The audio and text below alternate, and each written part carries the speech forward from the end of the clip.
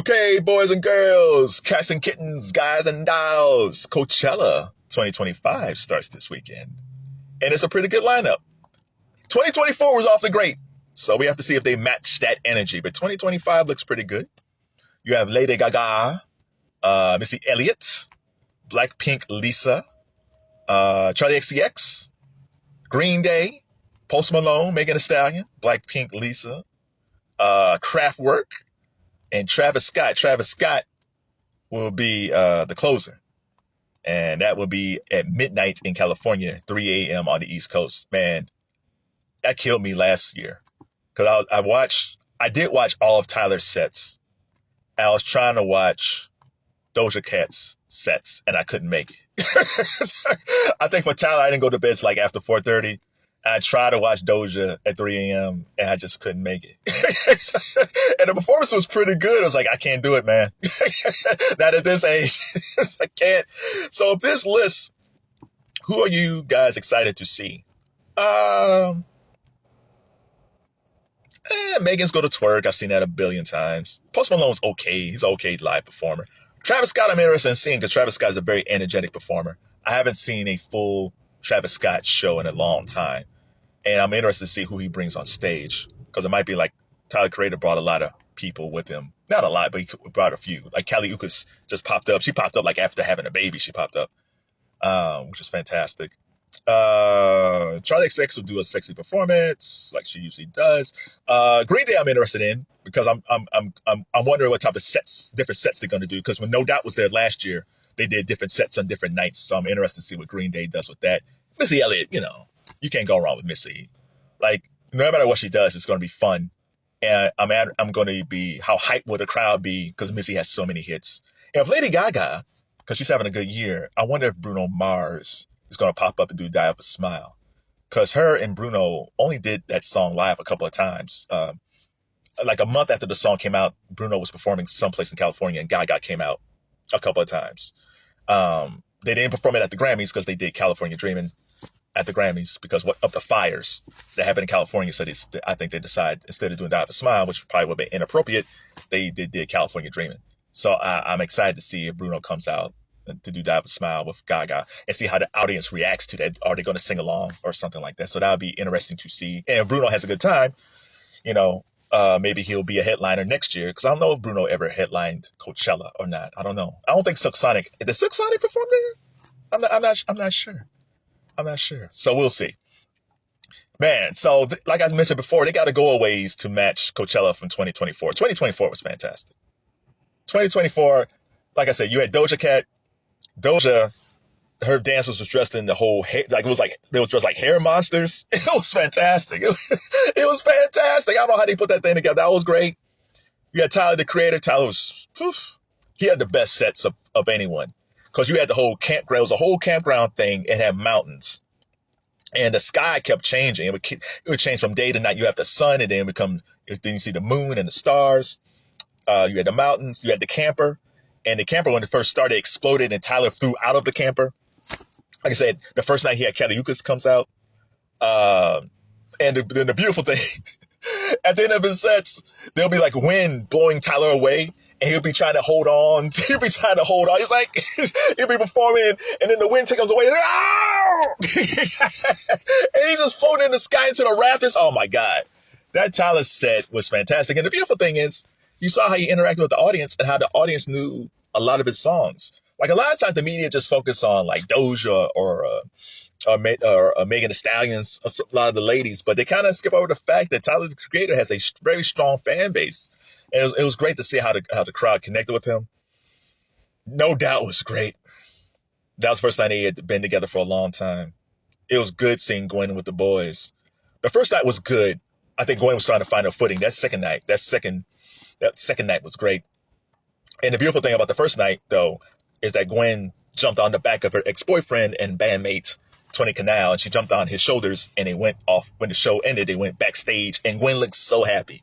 And then, however, the next night they performed, she didn't do that. She didn't jump on Tony's back.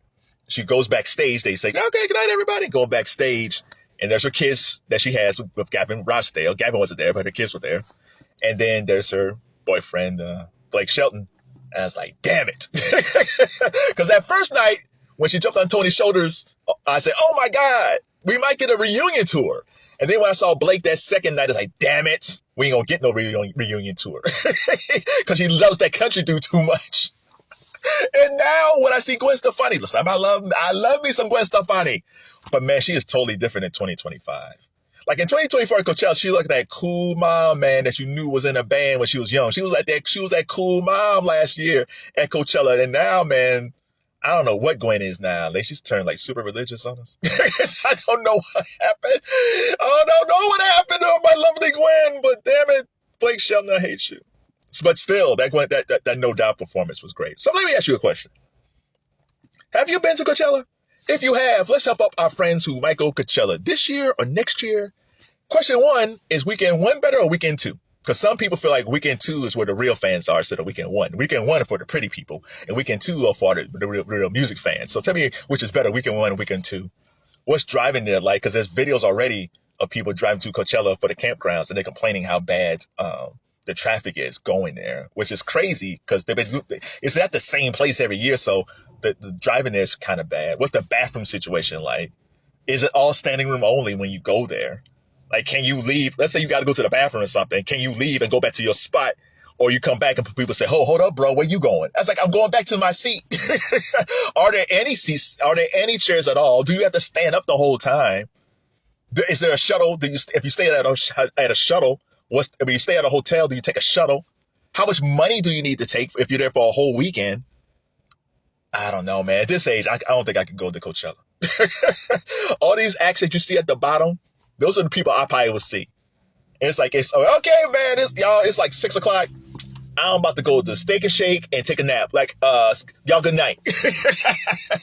I could not stay up if I was there. I want to see Travis Scott. I probably wouldn't even make it. Man, look at this lineup. I probably wouldn't even make it to BLACKPINK Lisa. I wouldn't even make it, man, that far. Speaking of BLACKPINK, I do wonder if they will have a reunion of BLACKPINK since they have a new album coming out. Because BLACKPINK Lisa and BLACKPINK Jennie are both there, so we'll see about that. But yeah, tell me about your experiences at Coachella. Money-wise, bathroom-wise, car-wise, where to park, how far to walk. Like, tell my friends here how this thing works so we can help them out.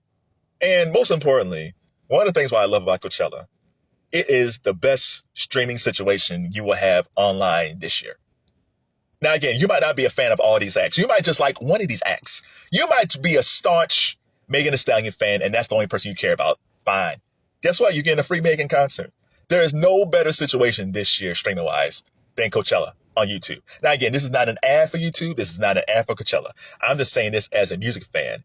Like the fact that you can watch all these acts on multiple channels on YouTube and shot really well. This isn't like some type of shaky camera. Like I don't know how much this costs to produce. I don't know how they got the cameras going, but it's fantastic. Like Taylor Swift's Eras tour was super expensive. Beyonce's Cowboy Carter's tour is expensive. Even Lady Gaga's new tour is expensive. There is no better ticket for free that you're going to get than watching Coachella. If all you did was skip over everybody else and you just want to watch Travis Scott at 3 a.m. in the morning, guess what? You get a free Travis Scott concert for free on YouTube. Or if you just want to watch the DJs, you don't care about any of the acts, you just want to watch the DJ on at Coachella, you can tune on any of those channels, Coachella on YouTube, and watch that, and it's free. It is fantastic. And again, this is not an ad. I'm just saying, as a music fan, there is no better streaming situation. It could be Hulu, Netflix, whatever it is. It's nothing better than a free concert. And I hope and pray they keep it this way. So who are you excited to see at Coachella this year? And also FKA Twigs and Anita won't be there. FKA Twigs got visa problems, and Anita won't be there for personal reasons. They have been replaced by Weezer and Ed Sheeran. Shout out to Ed Sheeran, man. Ed Sheeran is the only guy I know who could go out there today with a guitar and a loop pedal and rock a stadium because he's that damn good of an artist. We do not give enough flowers to Ed Sheeran. I love Ed Sheeran. He's a great songwriter, great performer. He's another guy I'm excited to see. So who are you excited to see at Coachella? And help out our friends who is going past and present, how they should prepare when they're going to California to see this great show. And make sure to check it out on YouTube for free.